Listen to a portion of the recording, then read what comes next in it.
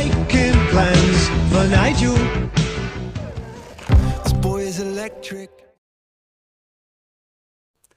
Hi everyone, welcome back to the EV Puzzle. Time today to talk about a new e-bike that I've been testing, the Duotts S26. But before I tell you about the bike itself, I want to talk about e-bikes generally.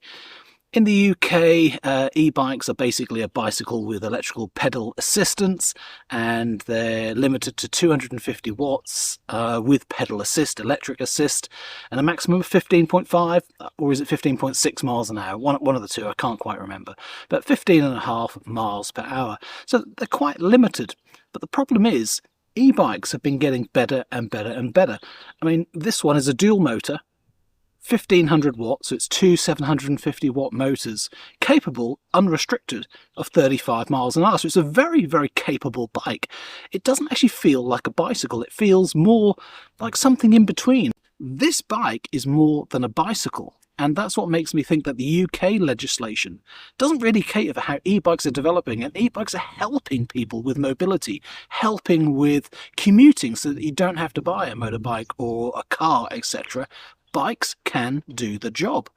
On my very first ride on the bike, I rode just up the road and wanted to turn right, looked behind, and went to the handlebars to move the indicator switch to indicate to turn right.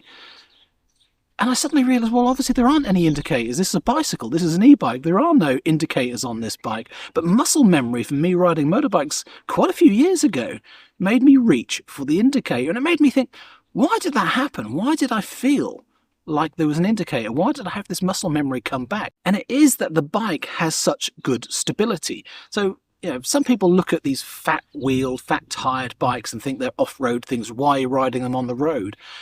But it's dual suspension. It's got a nice soft saddle. And the tyres, the fat tyres, give you both stability and good control of the bike.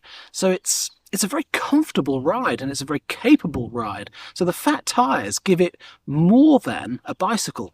Now, I've noticed going along on some back roads that have a sand line in the middle of the road. Normally on my trekking bike, I'd be like squeezing around and wobbling on that sand if I go over it with the thinner hybrid type tyres. But with this, you just ride straight through it, straight over it. It makes no difference.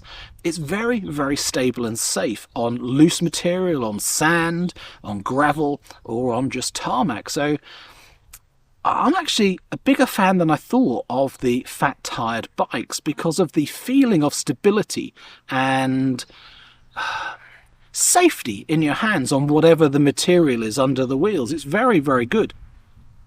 So I've really enjoyed the bike, both riding on the road and riding off-road. Yes, I've taken it onto a motocross track and had a go on that.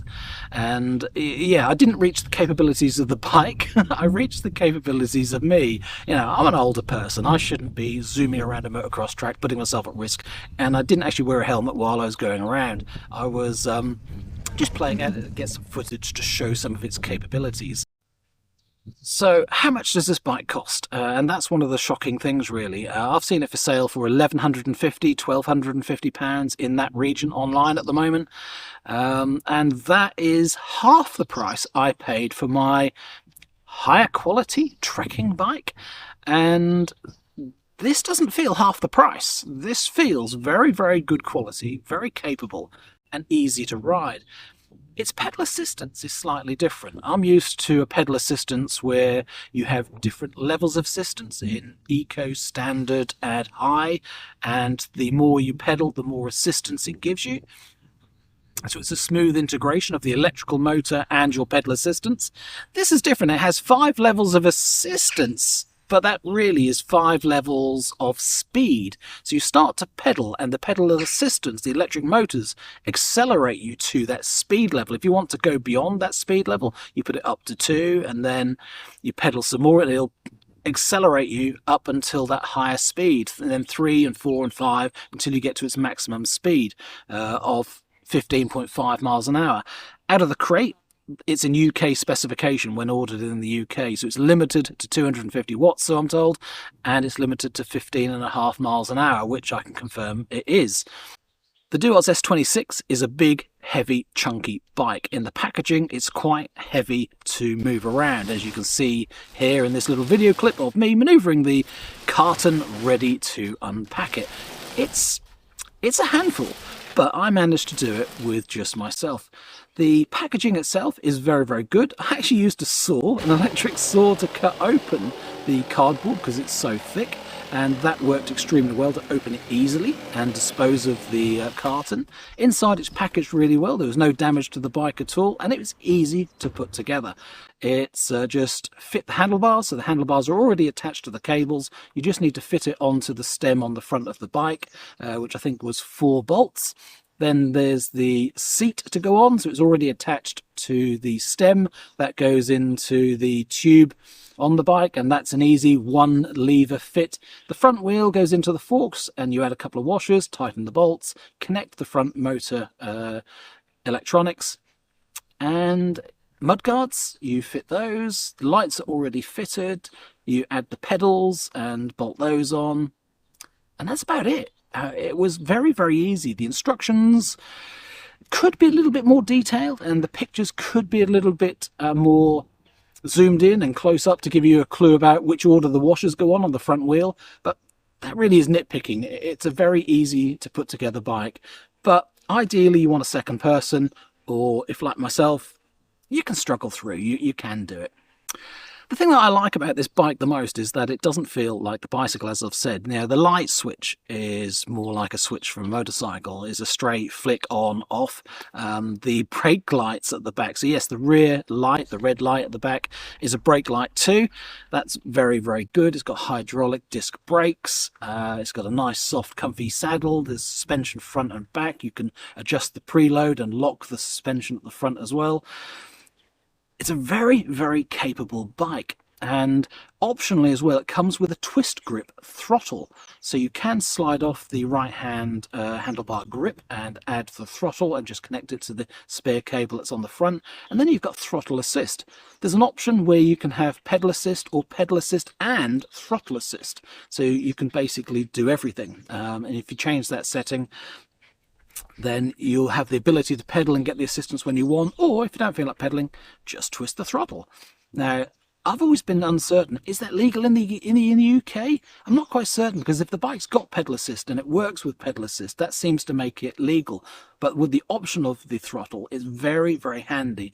If you are tired, if you don't want to pedal up the hill, you can just open the throttle and get up to that speed that your pedal assistance is set to. The dual motors, they're controlled by a switch on the handlebars on the left-hand side, just by the lights, so the D and S. D for dual motor, and S for single motor. The single motor is the rear motor only. Now you can feel that if you're going up a hill and the bike is just starting to slow down because of the hill incline, flick it into D for the dual motor, and hey presto, you get a bit more power, and up the hill you go. But I do notice some of the marketing videos for this bike show it like doing jumps and wheelies and wheel spins. I mean, it's 2 750-watt motors. It's not a motorbike. It's not going to spin up the wheels unless you like lift the wheels off the ground so there's no traction on the ground, and then on a loose surface, you know, it could spin up the wheels. So it's the marketing, I think, is a little bit over eager to show its high performance. It's a very, very capable e-bike, but no, you're not going to be pulling electric wheelies on this on the throttle, and you're not going to be wheel spinning in normal conditions. But that dual motor and that throttle grip and the extra power that it does give you in unrestricted mode as well is very, very capable. Now, off-road, I did turn it into unrestricted, so you set setting P8 to 67, and that gives you unrestricted speed. That was very interesting because it transformed the bike and made it feel even more capable. Now, the problem with doing that and trying it in a private environment is you don't want to turn it back because you really, really enjoy it. So yeah, setting it in unrestricted mode so that it can go a lot faster is great. It shows you how capable the bike is, but it's not legal on the UK roads in that mode. Although, if it's okay to have a software setting to unrestrict the bike, if that's okay, then you could ride it in unrestricted mode in pedal assistance level 1. So unrestricted all the time, but pedal assistance level 1, that would restrict it to under the 15.5 miles an hour, and therefore make it legal, because then you've got a software setting of changing the pedal assistance to make it go faster in those unrestricted modes. So is that okay? I don't know. I don't know whether it is or not. On the roads, I left it in the UK mode, restricted to 25 kilometers an hour, and off-road, I tried it at the full performance and really, really enjoyed it.